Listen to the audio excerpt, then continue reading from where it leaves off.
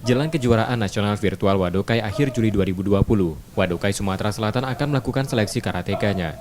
Sumsel akan menyeleksi karateka dari 5 kategori kelompok umur, mulai pra-pemula, pemula, kadet, junior, dan senior. Akan ada 15 karateka yang dikirim untuk turun di nomor kata putra, putri, dan beregu.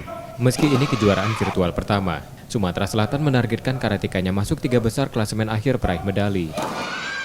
Kita memang dengan Virtual Open ini kita baru pertama kali, tapi bacaan kita adalah regulasi kita sudah pernah menang dalam tingkat nasional pada event fisik di tahun kemarin. Insya Allah target kita minimal juara umum 2, karena kita di sana ada DKI, ada juga Jawa Barat, ada juga Sulawesi. Maka target kita adalah 2 besar seperti itu. Proses seleksi dilakukan pada Minggu ketiga Juli di Dojo Pusat Wadokai Sumatera Selatan. Nur Muhammad, Kompas TV, Palembang.